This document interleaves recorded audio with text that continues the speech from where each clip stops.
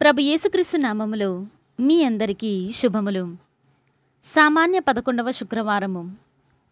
మిగిలిన విషయముల గూర్చిన మాట అటుండా సకల దైవ సంగములను గూర్చిన వేదన ఎక్కువగా ఉన్నది. మొదటి పట్టణము పునీత చిన్నప్ప గారు కొరింథీయులకు రాసిన 2వ లేఖ 11వ అధ్యాయము 18వ వచనము మరియు 21వ వచనము నుండి 30వ వచనం వరకు. కాని కేవలము లౌకిక కారణముల చేతనే తమ్ము తాము పొగడుకొనువారు పెక్కుమంది ఉండుటచే నేను అట్లే చేయుదును.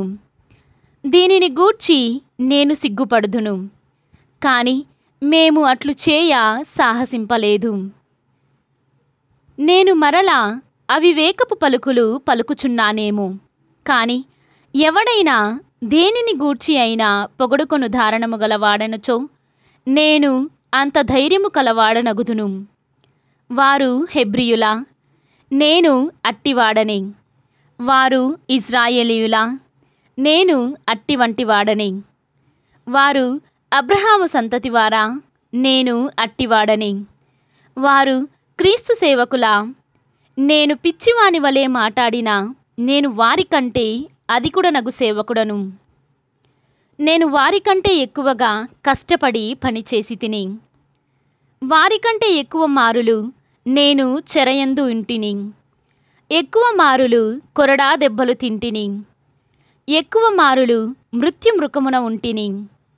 5 మారులు యూదుల వలన 39 కొరడా దెబ్బలు అనుభవించి తిని, 3 మారులు రోమియుల కొరడా దెబ్బలు అనుభవించి తిని, 1 మారు రాళ్లతో కొట్టబడి తిని, 3 మూరలు ఓడ పగిలి ప్రమాదములో చిక్కుకొని ఉంటిని, 1 మారు రాత్రి పగలు నీటిలో గడిపి తిని.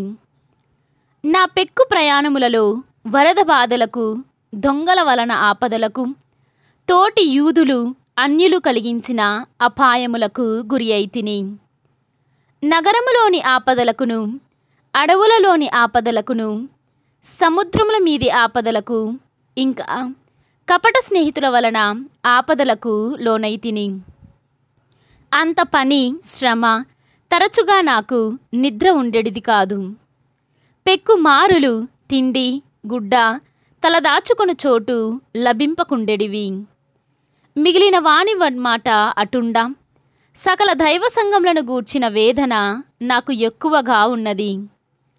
ఎవడైనా బలహీనుడైనచో నాకు బలహీనముగా ఉన్నట్లు అనిపించును. ఎవడైనా పాపమునకు లోనైనచో నా హృదయము విచారముతో నిండిపోవును. ఒకవేళ నేను పొగడుకొనవలసినచో నేను ఎంత బలహీనుడనో అని ప్రదర్శించు విషయములను గూర్చి పొగడుకొందును. ఇది ప్రభువాక్కు. సర్వేశ్వరునికి వందనములు. భక్తి కీర్తన. దేవుడు నీతిమంతులను సకల ఆపదల నుండి కాపాడును. ఈనాటి సువిశేషము పునీత మత్తయి గారు రాసిన సువిశేషము 6వ అధ్యాయము 19వ వచనము నుండి 23వ వచనము వరకు. ఈ లోకములు సంపదలు కూడబెట్టుకొనవలదు, చెదలు త్రిప్పు వానిని తినివేయును, దొంగలు కన్నము వేసి వానిని దోచుకొందురు. కావున నీ సంపదలను పరలోకమందు కూడబెట్టుకొనుము, అచ్చట వానిని చెదలు త్రిప్పు తినివేయదు, దొంగలు కన్నము వేసి దోచుకొనరు. నీ సంపదలున్న చోటనే నీ హృదయము ఉండును. నీ కన్ను నీ దేహమునకు దీపిక. నీ కన్ను తేటగా ఉన్నచో నీ దేహమంతా కాంతిమంతమై ఉండును. నీ కన్ను చెడినట్లయినా నీ దేహమంతా చీకటిమయమగును. నీలోని వెలుగు చీకటిగా మారినచో ఆ చీకటి మహాఘోరమైనది. ఇది క్రీస్తు సువిశేషము. క్రీస్తువా మీకు స్తుతి కలుగునుగాక.